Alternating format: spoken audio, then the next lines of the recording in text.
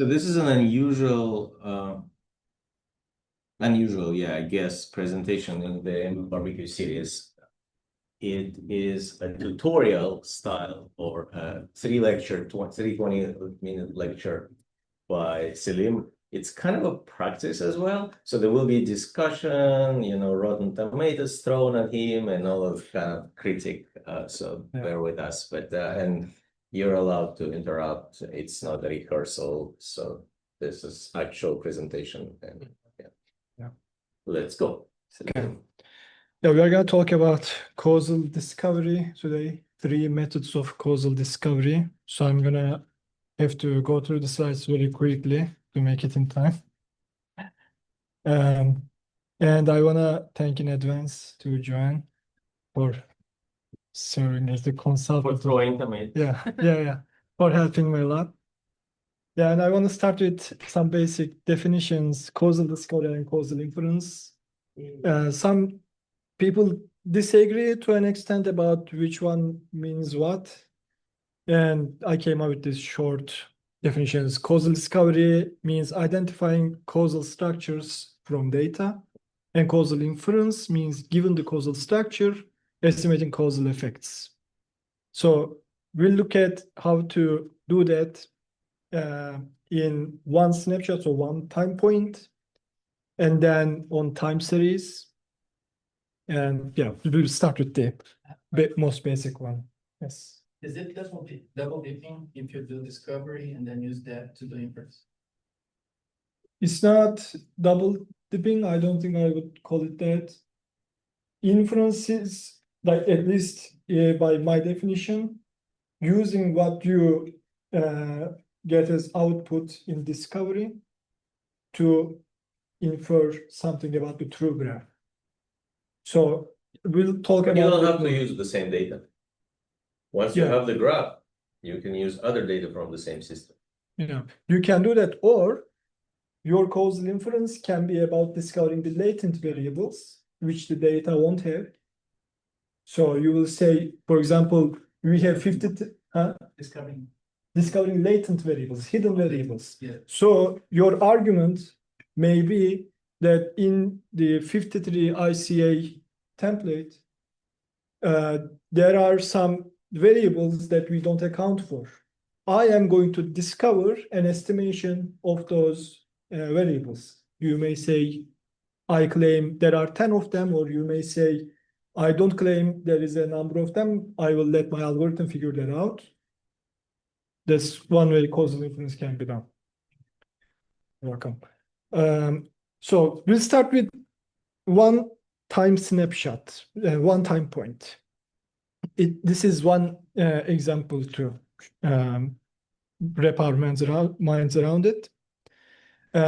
We could be looking at 5 people, 6 people, their age, how many cigarettes they smoke per day, how much tar accumulated in their lungs, their lung capacity, and whether or not they have cancer. And from literature, you may have established a causal structure like this. So here, arrows will mean there's a direct cause. So smoking causes tar, based on what you know in literature. If there is no arrow, then there is no direct effect. And every node here is a variable. We call it a random variable. The important part to bring up, something we quickly skipped over, direct effect. Mm-hmm. Oh, yeah. S has an effect on C, but it's indirect. Yes. And that's important in this whole discovery business. Yes. Or S has an effect on L as well. Mm-hmm. And it is correlated with L and perfectly shows on your advanced C matrix. So does it mean you can only have one arrow coming out of a variable? No. Just this toy example? Yeah, this is just a toy example. Okay. And if you look at T, there are 2 arrows coming out of T. Yeah, I know. Yeah, I kind of wanted to piggyback on what Sergey was saying. In the sense that S causes C, but there is no direct arrow there. Mm-hmm. Could you? There could be, a direct arrow. So Yeah. it's not a limitation. It's just not a this one limitation, example is no. like that. Now, again, as the author of some algorithm, you could have that limitation. You could possibly have that limitation, but most algorithms don't have that limitation. Right, Yeah. and it's not a requirement that Is- you cannot have Yeah. those direct things. Yes. Okay. Yes. Okay. Multiple paths from one variable to another variable Mhm. are fine as long as they don't perfectly cancel each other. Because if they perfectly cancel each other, you cannot do anything with this system. Those are two assumptions that we have. One is Markov assumption, and this one that nothing perfectly cancels each other is called faithfulness assumption. That the graph actually represents everything that is in the distribution. But if two paths, one through 3 variables, another through 45 variables, lead to the same with the same parent to the same ancestor, and they perfectly cancel each other, like things are in the distribution or things are in the graph that are invisible in the distribution. What do you mean by cancel? That every time when one path is broken, the other path delivers exactly the same amount of influence as with that path non-broken. And when both paths are working, they manage its way that the same influence is delivered. What I mean, it's a long story, but for example, you have UPS and you have electrical power grid, and you're sitting and working on your laptop, and power grid goes down, UPS kicks in, but your laptop is always on. And when it's impossible to set from observational data, it's impossible to separate them. Is power grid causing, and power grid goes through UPS into your machine. And so that's an impossible situation in the sense that they perfectly compensate each other, two different causal paths. From just observing a machine cannot figure out this. It's not faithful system. That's why it's in the graph, but not in the distribution. It never shows up in the distribution if there are two paths. Interesting. Speaking of distribution, we can, based on the causal structure, we can figure out the factors that go into the joint distribution of all the variables. So to keep it short, every variable will be represented given its parents. For example, T is given S in this formula.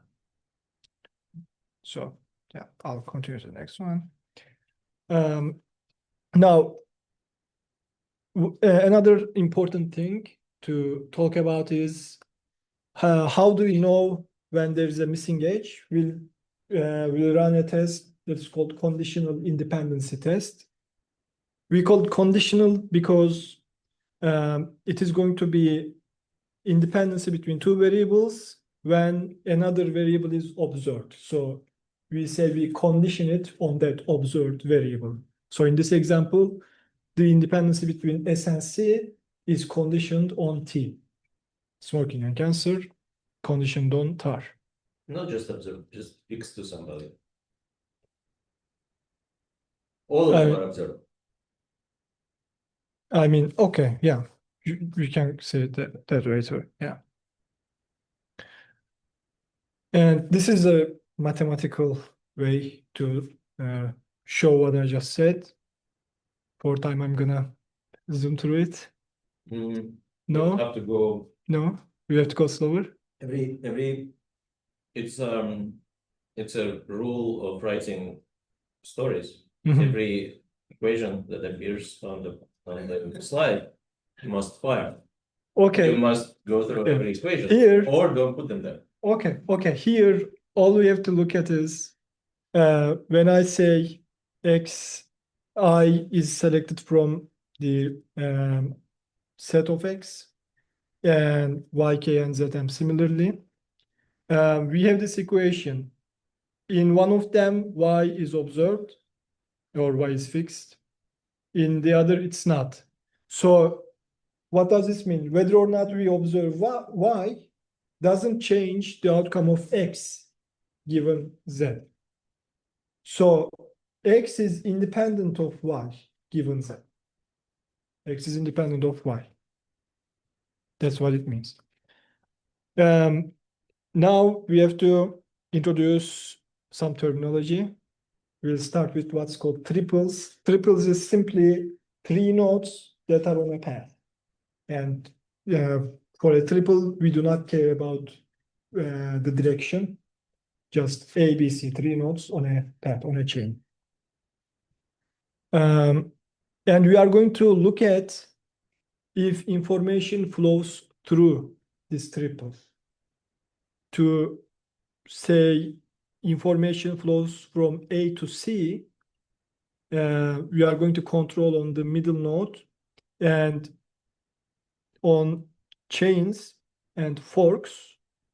When the middle node is controlled for, the information flows from A to C.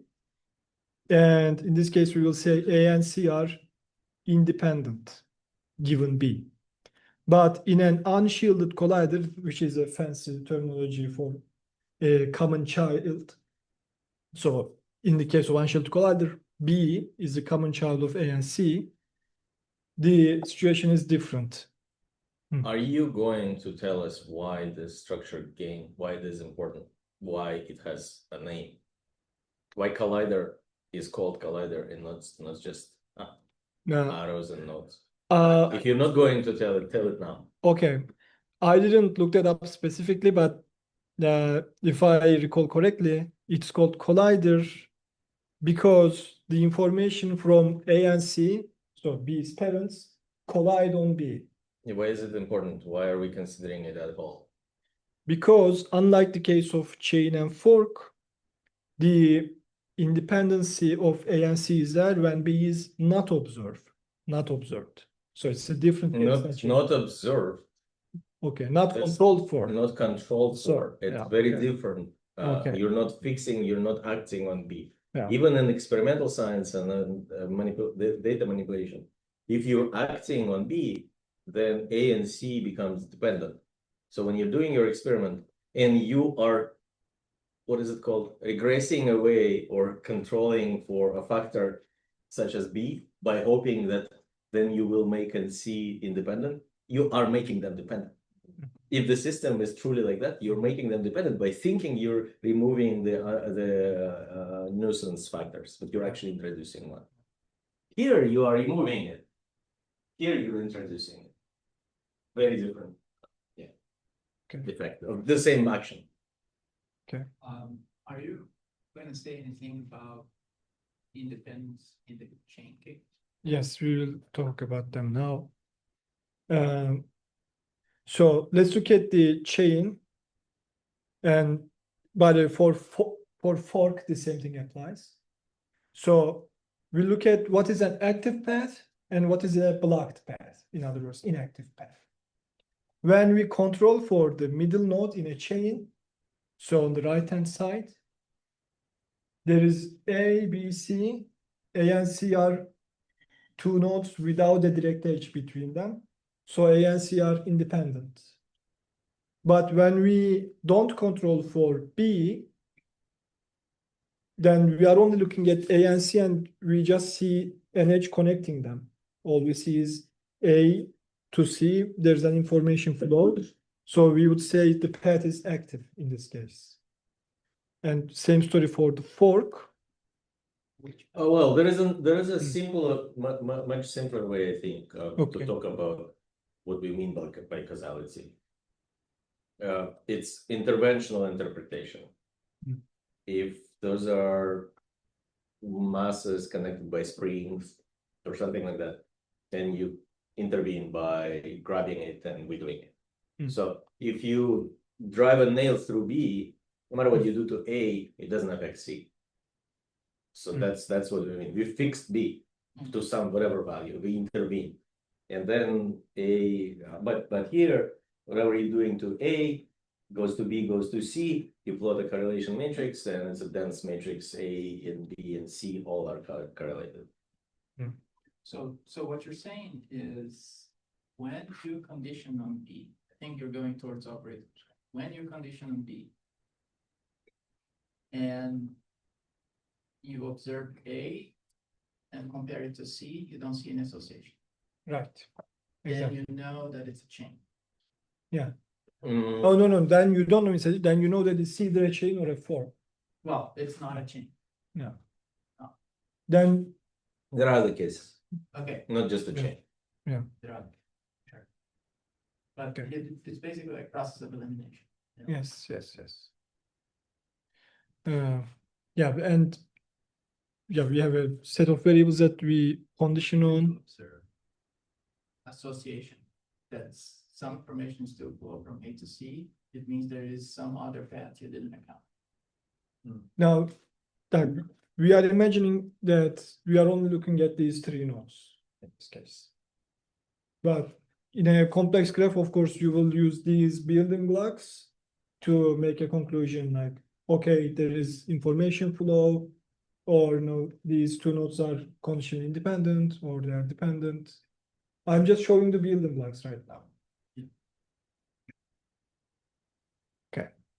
And now we look at the unshielded collider, which is different than chain and fork.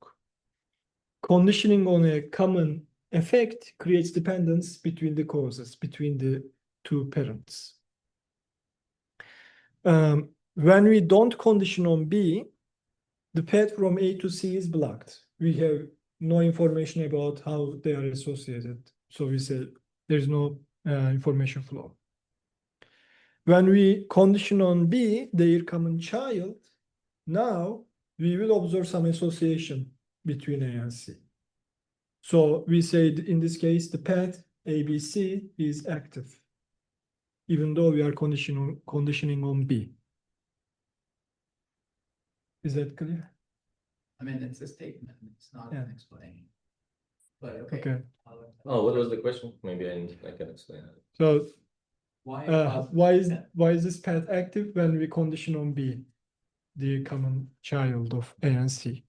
So A needs to like there's some noisy stochastic, but still predictable to an extent within the variance probabilistically dependence between what the value of A is in order to get B to be orange or values. And the same goes. And then the same goes for C. And so you fix them, like they all now A and B go up or whatever together or go down in order to make B orange. Yeah. They And are I in am this just path. having hard time picturing a three-dimensional distribution and conditioning. And two variables are supposed to be independent, but under that condition, it should be dependent. How I'm seeing it, but it's okay. That's No, in the same sense, right? Because you're fixing like what the words make sense, but the image in my head is not clear. But yeah, we can Paul Graham wrote a beautiful essay, Learn Programming in 10 Years. So it's the only way to learn programming. And the same is here. It's not like, oh, I will listen to one tutorial or an edutainment or watch that Google Viz and I know everything, right? No, you have to digest it at least. Hopefully through all the slides, we will all imagine better somehow. Now, next terminology, one more. Deseparation. This is going to answer the question, are two variables conditionally independent given a set of variables? So we start with an undirected path from X to Y. And we will look at every triple on this path. So the path may have more than 3 nodes, maybe many nodes. We will look at every triple. If every triple is active, then the path is active. If at least one triple is inactive, the path is inactive. And if every path from X to Y is inactive, X and Y are deseparated, given the set that we condition. So there are two loops, in other words. The loop of paths, and in each path loop, there is many triples that we may have to look at. So the outer loop is for paths, the inner loop is for the triples. Now, a simple example, we are going to look at X and Y. Well, yeah, like we wrote. We have faithfulness assumption here that Mhm. this path doesn't fully cancel that path. Mhm. So there are two paths. There is XZY and there is XWY. In the first one, XZY, it's a chain, and the middle node is the one that we condition on. So the path becomes blocked. Now, when we look at the other one, it's an unshielded collider. So the path from X to Y, when we don't condition on the middle node, that one becomes blocked. So both of them are blocked. What does this mean? Every path is inactive from X to Y. And we said, if every path from X to Y is inactive, X and Y are deseparated, given the conditioning set. And our conditioning set in this case has only one node. So X and Y are condition independent given Z. That's what that means. What does the D stand for? D, I don't remember. It's Do you know? just a term. Yeah. That's I don't know who came up with it. Yeah. Okay. dependence may be. It might be dependence. Yeah. Directed. Directed Okay. separation. Okay. Thank you.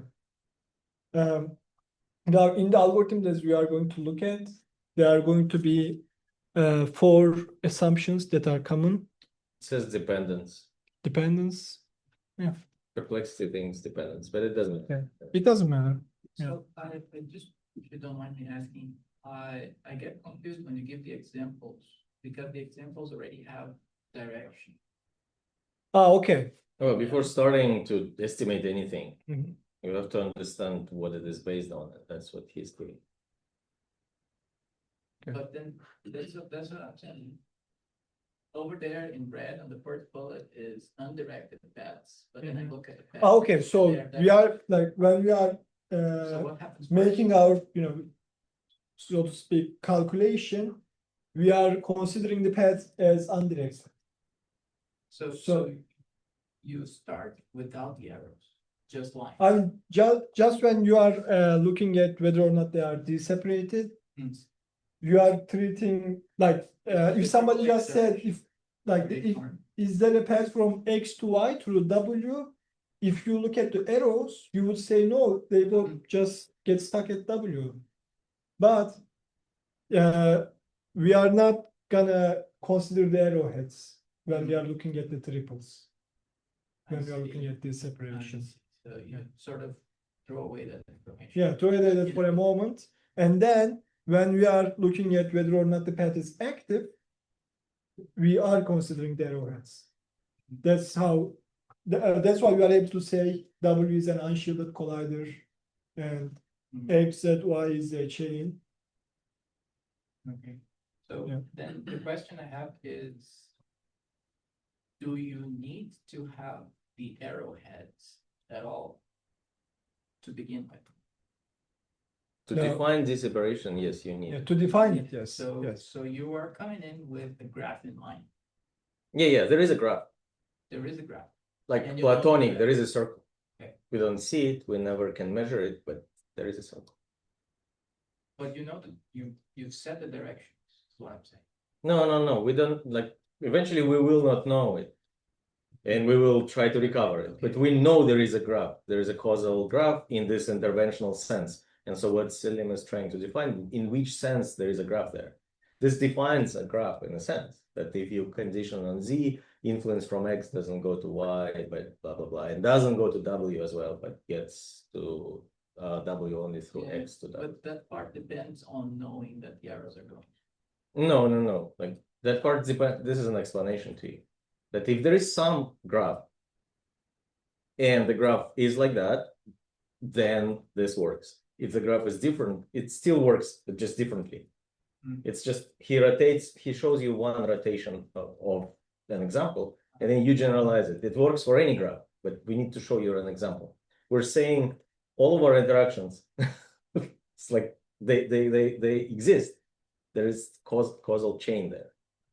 We just don't know them, but that's another problem.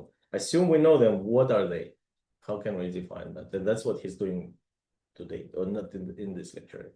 Yeah, in this one. He'll go past that. He'll show how we can recover them, but we need to define what we are recovering. So it's kind of like, what are the symptoms we're gonna observe from the data? Or I guess we can call them. we'll observe the data that like in that table. the associations we're going to notice. We will have to control for or look for or Yeah. test for. So like if it had the structure, we would notice this, and that gets built into the algorithm. Yeah, and we will look at how to get to a structure as close to the true graph as possible. And yeah, those are what the algorithms are about. Yes. Okay. The assumptions, there are going to be 4 of them. The first one is called causal Markov assumption. This is when the separation implies conditioned independency. So you are looking at 2 nodes. If you are assuming when I see this separation, I am going to conclude that these 2 nodes are conditionally independent. This is called causal Markov assumption. Well, it's not this separation by itself. This phrase that as written is important. Okay. Every D separation implied by the graph. Yes. It's like it must be reflected in the data. Yes. Right. Yes. That's confidence interval, CI. Conditional independence. Conditional independence. Yeah. But we overload acronyms very easily, especially 2-letter acronyms. Very hard to avoid. Yeah, all these slides, CI is conditional dependency. Yeah. And there's a faithfulness assumption. It's the other way. If you see conditional dependency in your data, that corresponds to the separation in the true graph. And these 2 are in most algorithms assumed, and they are going to be together. The third one is no hidden common causes. So if you assume this, you are saying all the variables are observed. There are no hidden variables. The graph is... hidden variables are fine as long as they don't affect more than one variable within the observed. Yeah. Common causes. So not like if there is a hidden cause that affects one variable only in your observed set, it's fine. It doesn't introduce any confusion. But if it affects 2 variables and you don't observe, then you have an unexplained relation. I see. That you cannot explain from within the data set. It's like a conflict. It's like no matter what you're removing, they're still related. You condition on everything, but they're still related. Oh, so then you say, well, they're related. There must be an arrow. Like site at which you're capturing the data. Is that one? Site at which you're capturing the data affects every variable. Oh yeah, that's true. Like so all of them become somehow related. Yes. Okay. But by conditioning on everything and only leaving 2 variables, you start. He will get to that. Selim will get to that. 2 variables, and there are 100 of them. You condition on 98. So you regressed away in the simplest linear case, everything, and they're still related. Well, there is an arrow, right? Well, but there was a variable that you didn't measure that affects both of them. And that's what we want to avoid with this assumption. For now, you can detect it. Yes, for as now. it turns out, magically. Yeah. In some cases. And the last common assumption is acyclicity. Now, many algorithms assume this because once you introduce cyclicity, everything gets a lot more complex. Yeah. So this term DAG, which stands for directed acyclic graph, is going to be everywhere in the literature. And what if we have the first two assumptions together, then our two implies logic operators turn into if and only if. And this means our condition independency tests can reveal the graph structure completely. Can you like explain more of this acyclicity, maybe like Acyclicity. yeah. Okay. Why cycles are not good? Why cycles are not good? Because cycle means when you start from a node through one path or another, you can reach the same node. What does Instantaneously, in a sense. it could be instantaneous? It's Well, our graph doesn't have any time. oh yeah. So far we haven't introduced time. So instantaneously, one node is reaching itself. So does that mean the node causes itself, or what is it? So you are gonna say, am I gonna have a condition independency tests where I am conditioning the graph or the Like node there is a itself? logical Or what? contradiction, Yeah, you know, yeah. if we introduce a cycle. Yeah. So And with time series, even with time series, you can introduce a cycle because they're not cycles. yeah, In this sense. they are not in the sense. Yeah, making sense. Yeah. Okay. Okay. Now we start with the algorithm finally. Peter Clark algorithm, commonly known as the PC algorithm. This is going to look at one time point, not time series. Peter Clark Gleamer. Huh? Peter Spears and Clark Gleamer. Yeah. They called it Peter Clark. Well, because they didn't know what to call it, and they Yeah. were just writing a book. Yeah. And like they figured it out. I think maybe I don't know, but I think Peter figured it out. Sorry, Clark. Like, I mean, Clark is his well. Yeah, that they worked together. So. Yeah. But yeah. Okay.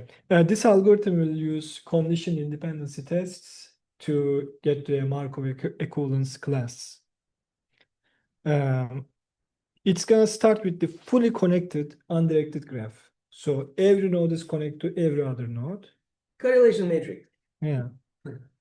And then for each pair of nodes, it's going to search for a set of variables adjacent to either one of the nodes in the pair, such that we condition on this set of nodes. If we ever find such a set of nodes that conditionally makes these two nodes conditionally independent, then A and C are conditionally independent. So there cannot be a direct edge between them. So we remove that edge. We started with a fully connected graph. Now this is super important conceptual node. Even though we are looking for edges of a graph, but what we are actually looking is for non-edges. Yeah, for absence causal zeros, or I forgot what they're called. Yeah, but that's what we're looking for. Yeah. We want to prune. We want to remove, like, to make sure that there is not connection, not a connection, not a direct connection there. That's what we're doing. Yeah. You're talking about process of elimination. No, I'm not talking about linear algebra, but yeah. No, I didn't mean that. Oh. You're just eliminating. Yes, but there's about the actual term, let me Google it again. But it's conditional zeros or causal zeros. They're important. The lack of edges is important for us. So. Because even when we know edges, we not always are able to determine their direction. You'll talk about that. Seriously, we only can determine a graph up to its equivalence class in this approach. But zeros are zeros, conditional zeros, I think. I don't remember. Yeah. Okay. But here, what's important is we are trying to prove the absence of each edge. If we cannot prove its absence, it's gonna remain. That's the shortest. This Way is a to combinatorial explain. problem Yeah, it becomes a combinatorial problem. Yeah, for sure. because there are many sets, Yes, yes. or subsets, I should say. Yeah. And we'll talk about, increasing the number of elements in that set. So the algorithm with the number of nodes can get very time consuming for sure. Okay. As Sergey searches, I'm gonna move on to the next one. Okay. So remember that in the unshielded colliders, we had a special condition. We are gonna use that special condition to orient the V structures. So if we see that a node in the middle of a triple is not in the separating set of the two other nodes, then we are going to orient it this way. B is going to be a common child of those two other nodes. The middle node is going to be the common child. Because if B was in the separating set, it could be a chain going from A to C or from C to A, or it could be a fork where B is the common parent. We cannot distinguish those three.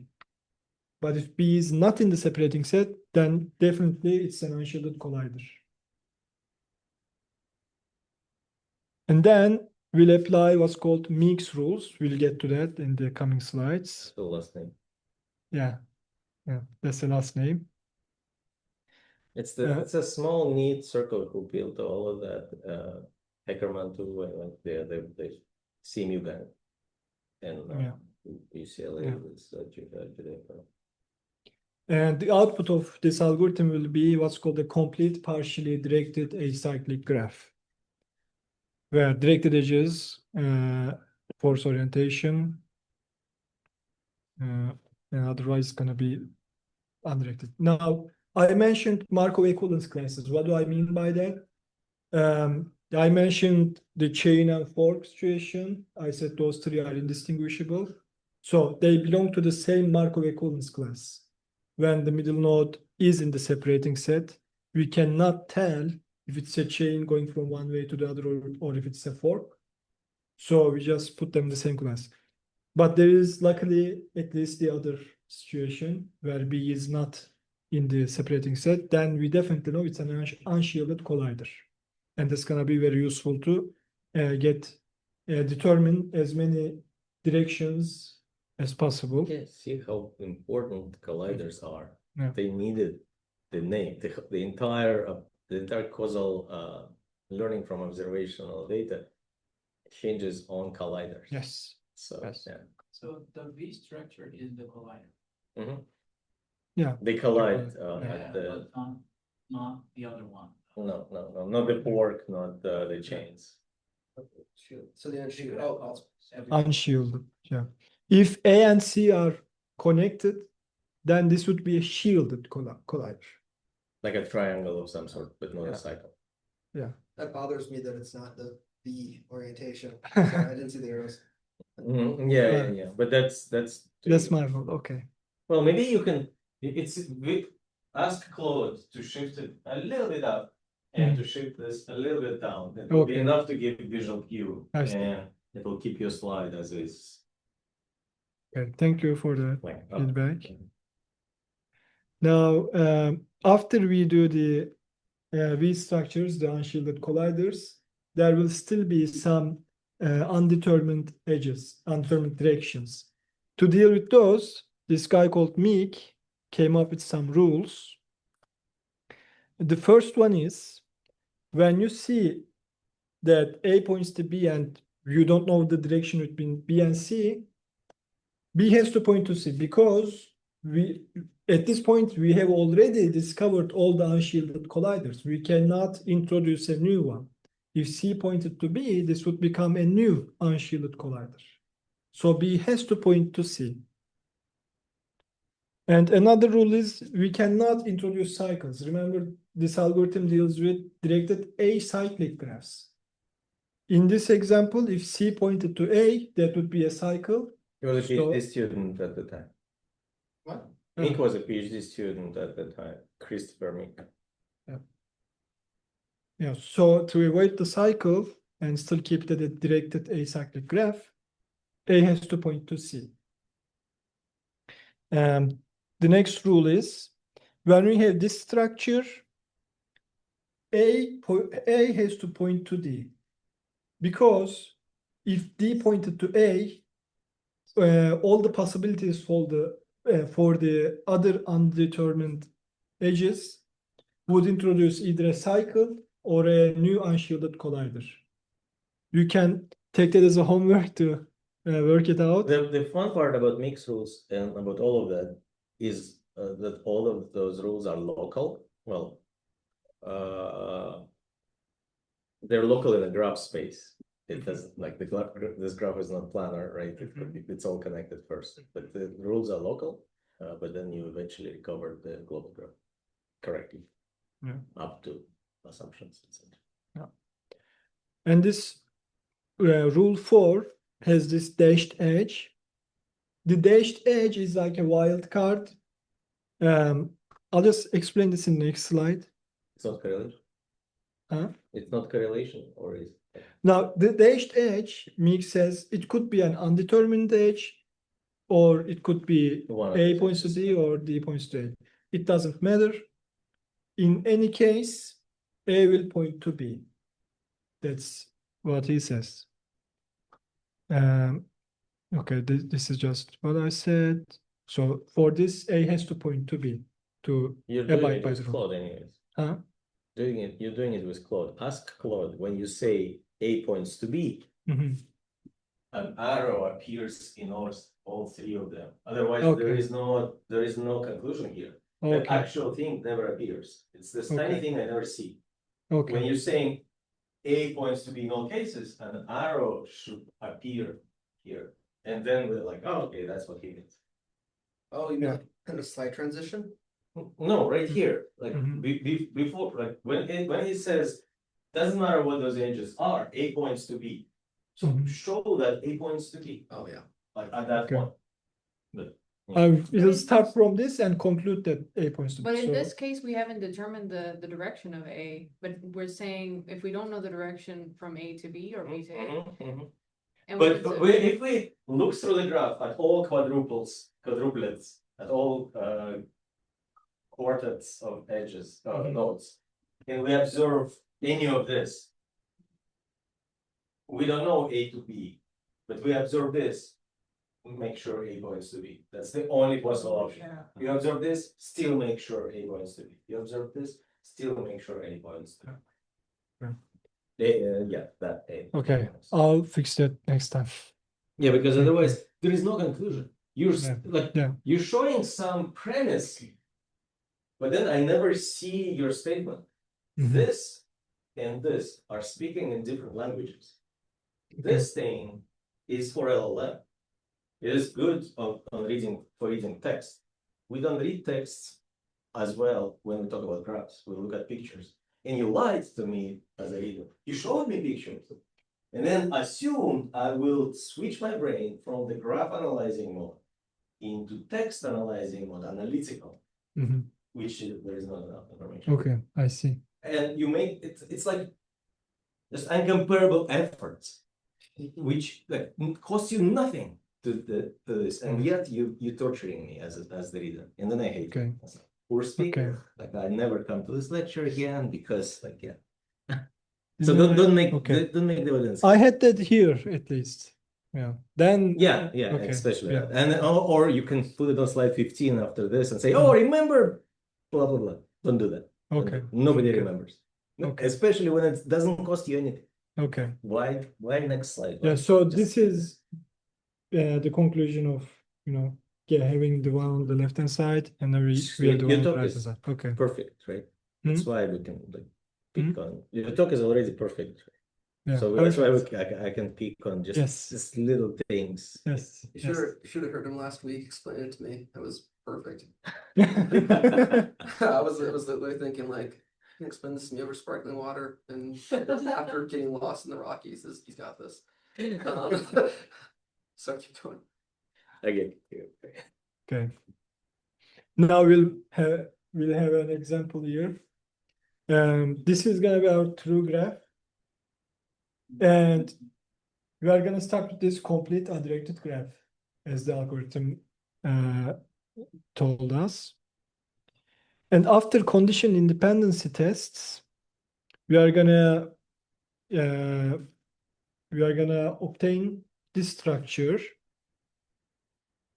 Well, how did we get to the structure? The condition dependency tests are on the bottom. So based on these tests, we said A and D are conditionally independent given B and C.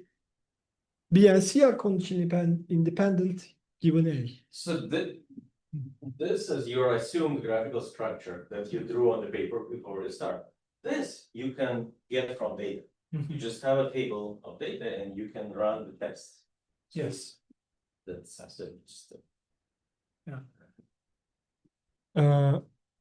Yeah, once you see that they are condition independent for at least one set of variables, you remove that edge. So we remove the edge between A and D and the edge between B and C. Next, we can conclude that D has to be an unshielded collider of B and C. Why? Why not A?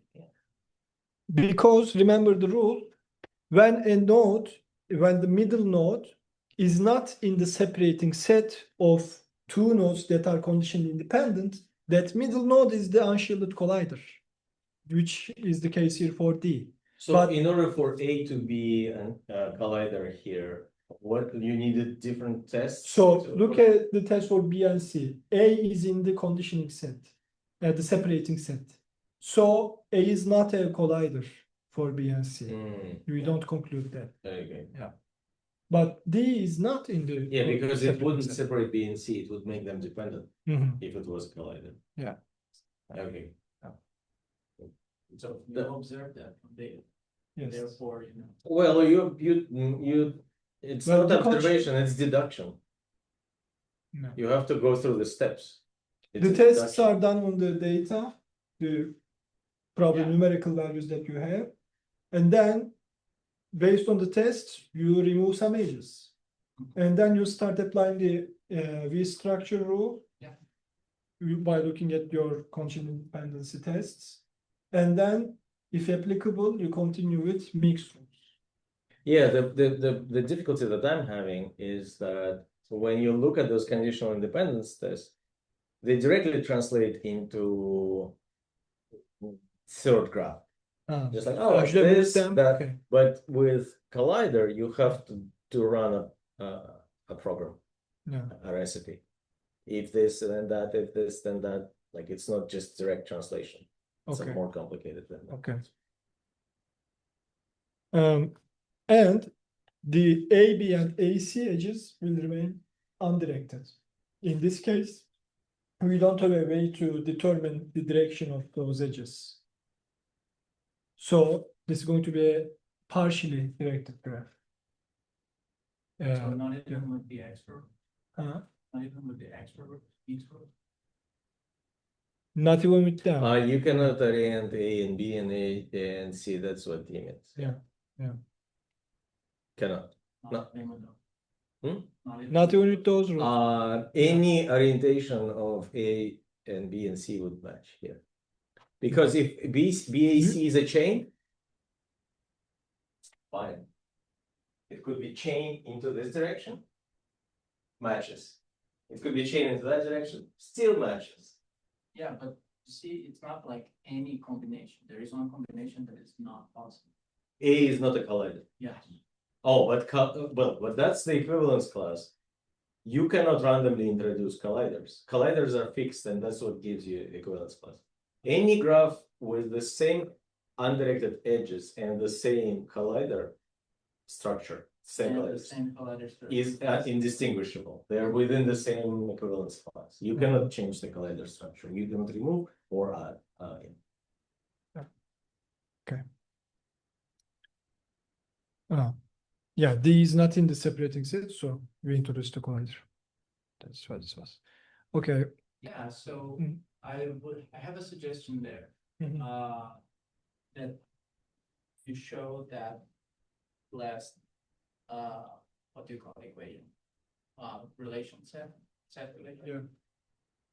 At the same time, you introduce the figure. Yeah, I should have done that. Yeah, and I would also suggest, I think I'm right to say that the separating set of B and C is A, Yes. right? So you could say equals A. We could say A belongs to the separating set of B and C, or A equals. Or separating just set. like is contained or something like that. Just, Yeah, we could say that. I would leave the A on the right hand side of subset. Okay.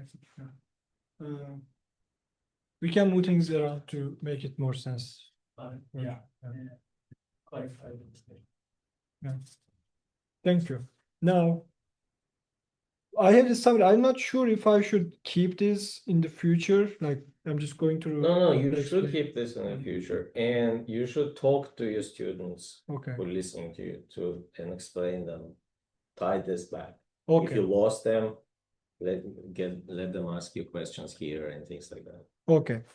Then to summarize, today, in this lecture, we This looked is- at. the lecture, Mm. something educational is different from a presentation. Mhm. Like Armina's goal is to fit in 5 minutes. Your goal is to let us learn Okay, and to make us learn if you can. yes. Rarely happens. If people don't want, no Yeah, matter what you do. yeah. So we looked at what a causal structure is. In most algorithms, it is a directed acyclic graph. And each arrow between two nodes implies a direct cause in the causal structure. We looked at some assumptions like the Markov and faithfulness, and we had causal sufficiency and acyclicity. And we said when Markov and faithfulness are together, then we can say these assumptions are the graph structure to data. This is important to be able to transfer condition independency test fully. And we explained what the separation is. And then we looked at how the PC algorithm works, the most basic algorithm that uses these assumptions. Now, I'll go to the next slideshow.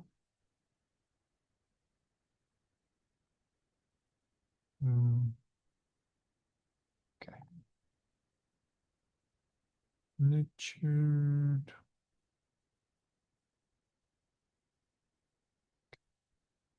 Stop share, let's say.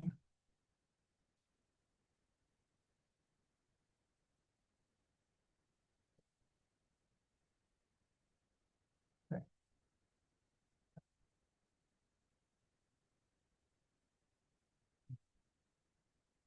This is going to be the second lecture. Now we will look at Well, we have 15 minutes. 15 minutes, 20 okay. minutes took you about an hour. So maybe you have 3 hours. Yeah. You should save it for more. Yeah, future yeah, I would love to hear Okay. about this more. How many Okay. times did you rehearse this?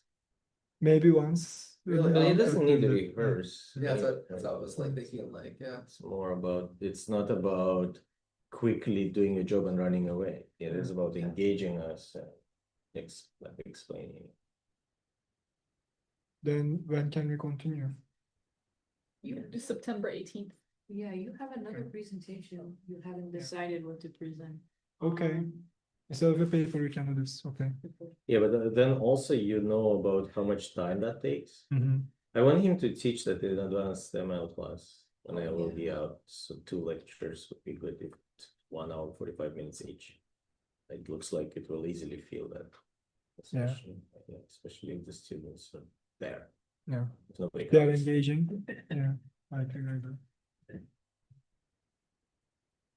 Okay. Now, So I you already wanna do put it my on the name board? down for 18th. Yeah. Then you can write, you can cut PCFCI. Dina was asking, I think we need to stop the recording before going to the general discussion, right? Since we decided that this will continue. Come back on the 18th. Come back on the 18th and comment in We are, The the channel. 18th, Carmina is supposed to present. Exactly. Oh, Okay. sorry. But you're on the 4th of September, you can also present Selim. Okay, 4th. Oh, then you don't need on 18th, yeah, of Do course. you wanna do the 4th eighteenth of as well? September. Cause you have 2 more lectures. I mean, you Sure, could split it up okay. if you want. Well, but maybe we Then can do it Armina. organically, maybe Armina can present. You have it in front of you. Working out good. On 25th is not taken, is it? Yes, 25th is open. But we can move Armina to 25th, looks like 18th is unlucky number for her. Really? Why? I'm just coming back from my trip. It's gonna be- Oh, Ah, okay. From Yale. That's, Yeah. oh. Any date is fine for me.